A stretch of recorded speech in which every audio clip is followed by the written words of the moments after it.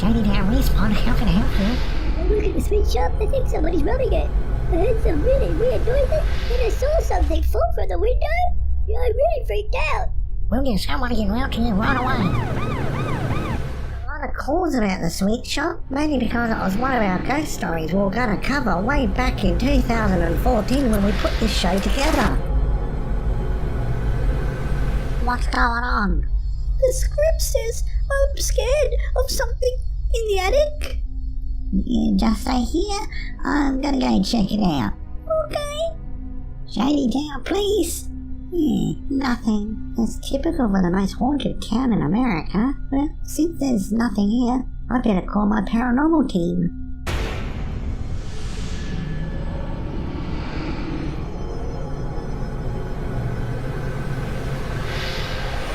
And I've been a sergeant here in SHADYTOWN for about 5 years. 35 years. And that call is a typical call we get here. And I'm just not equipped to deal with these calls. So the Discovery Channel has put together a paranormal team. I've chosen a paranormal team, and I put one together that we utilise outside of work hours. Nick Groffs needs no introduction. He is well known throughout the country for his equilibrium. Back before Zach interrupted my equilibrium and kicked me off of Ghost Adventures for staging shit and signing up for shows behind his back, I first found my equilibrium back in the day, and now I've noticed that my equilibrium is now coming back, and so I'm off to SHADYTOWN to reinvestigate and reinvigorate my equilibrium, because it was once off, and now it's not. I'm Bill Hartley, and I'm really not that important, but I'm the skeptic of the team. But I'm only really skeptical if Nick asks me if this is something to be skeptical about, and then I'll usually reply, yes, Nick, we should be skeptical. And then we have Elizabeth Saint. She's an actress we hired. She's a paranormal sensitive. She can sense things when she gets vertigo. I've actually had paranormal experiences for as long as I can remember being hired to act the role. These three are the best of the best of what's available to do a show that's totally scripted. And if anyone else were to come on this show, then it would show that they're not legit. They're the best of the best and our last hope to bring back some normalcy to this town. Nick, Mike. Hi, how are you? Good. Let me introduce you to Megan real quick. This is Nick. Hello. Bill. Elizabeth. Just walk me through what happened here, because I really want to get down to the bottom of this. But hasn't the network given you the script? They gave me the script, so that we all should know what's going on. Yes, true, we all know what's going on, but the viewers don't, and we'll edit this part out in post. Oh, okay. Well, I was working last night, and some shit happened, and I got scared.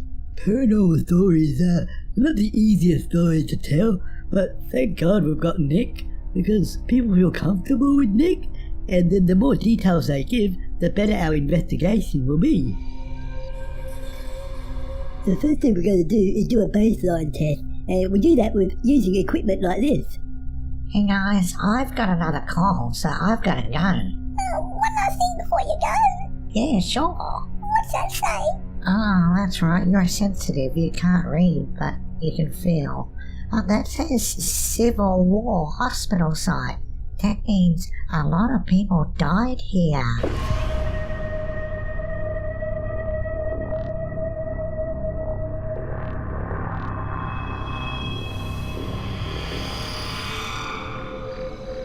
We're going to head up to the attic and sweep the whole area. Bill's in the basement at the moment, all by himself, so hopefully everything's okay with him. So I'm gonna go down to the basement and do a baseline sweep with my tools. There's such a heavy feeling up here. My equilibrium. I don't like it. My vertigo.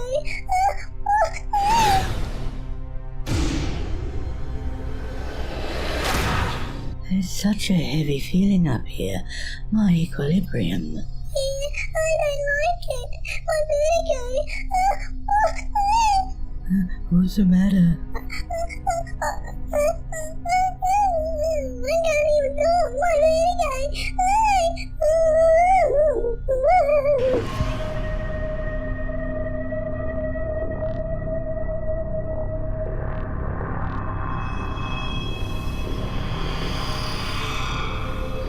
Now, Elizabeth was picking up on a lot of fucking shit. And knowing that a lot of people died in this building because the copper told us, we thought we'd go and talk to the local town historian because she'd know a bit more about the history of the town than we do.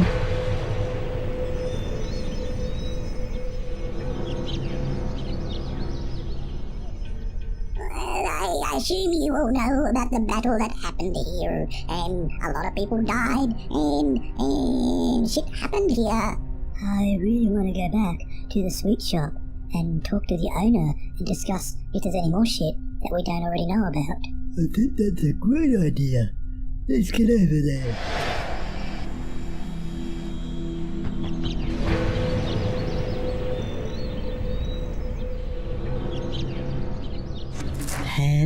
Pam? Are you Pam? Yeah, hi. I'm the owner here. I'm Nick Groffs. I hunt for shit. Oh, there's a lot of shit here. Oh, check that out.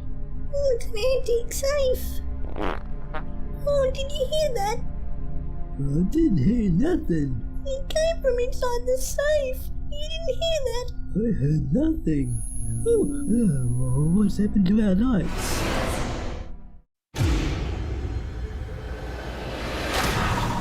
Oh, check that out. Oh, it's an antique safe. Oh, did you hear that? I didn't hear nothing. It came from inside the safe. You didn't hear that? I heard nothing. Oh, what's happened to our lights? Oh, don't worry, that was just me. I was just adding atmosphere to the show. Let me just turn them back on for us. My shit detector was picking up a whole lot of shit, so I want to know what's directing me towards this safe. What is the story with the safe? Ah, fuck knows. Do you mind if we get a locksmith to open it? I don't give a fuck.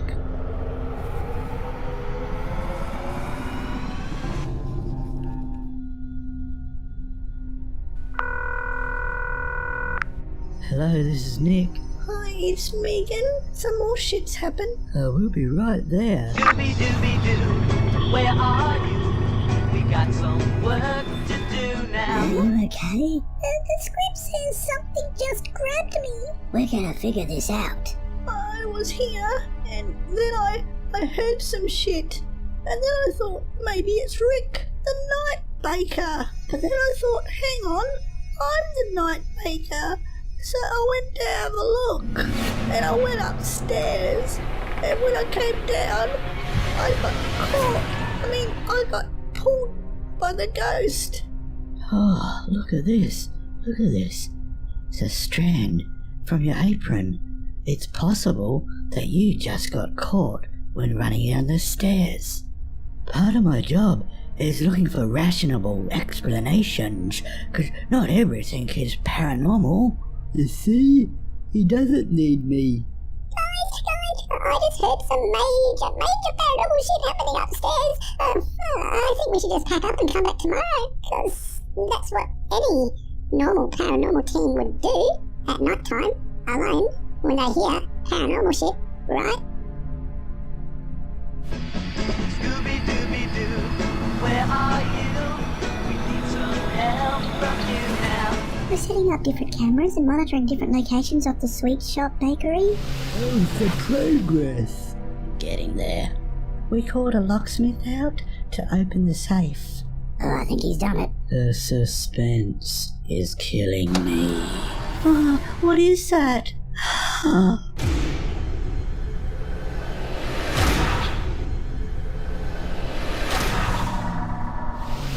for progress. Getting there. We called a locksmith out to open the safe. Oh, I think he's done it. The suspense is killing me. Oh, what is that? I'm my god, I just got the goosebumps. My equilibrium. What did he pull out of there? My vertigo.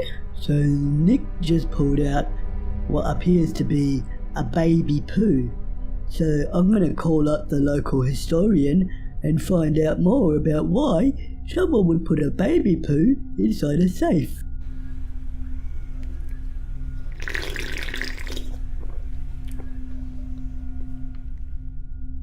Hello, Bill.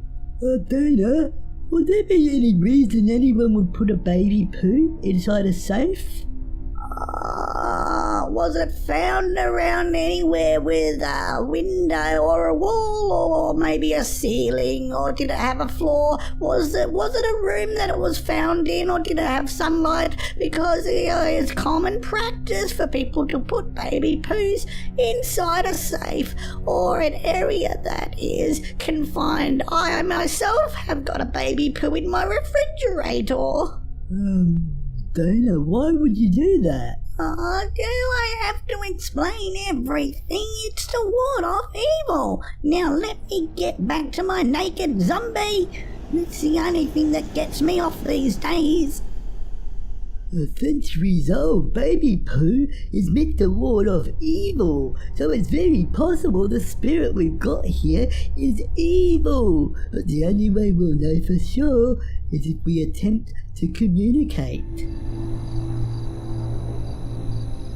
Ready to go, lights out? Okay, we're dark. Hey, Nick. Yeah. So I've got some trigger music. Some music that will hopefully stir up some trouble. A trigger object is anything that we might think that might entice the spirit to come out and interact with us.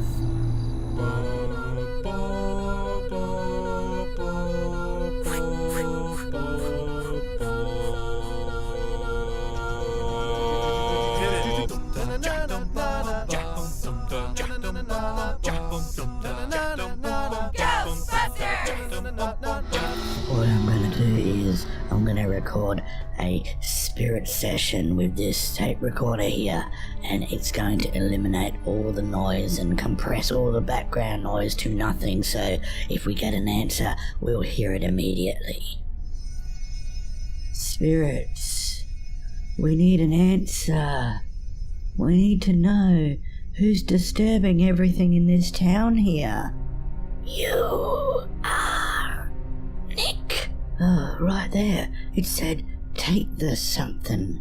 Take the what? No, I'm pretty sure it said Nick. Pretty sure it said No. It said, take the what? So this EVP session has been really productive, but we can only make out 2 words. So we need an expert in the field.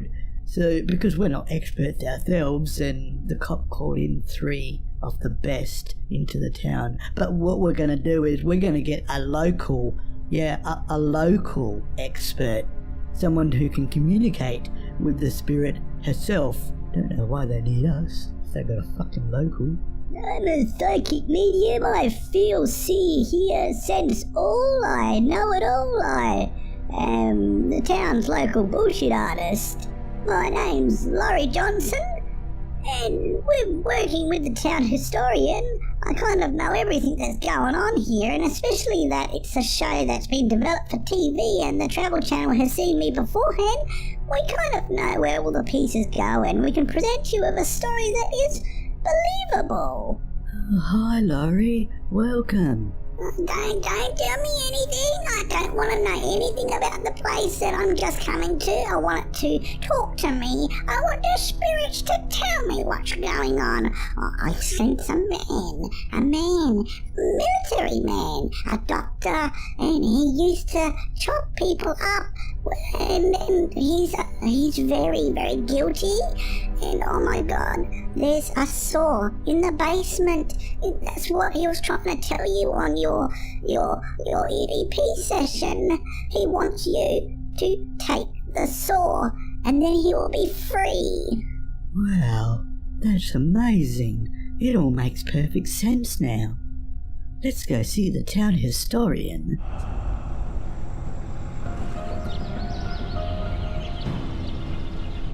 I think I've found your colonel, and he's not a colonel, he's a major.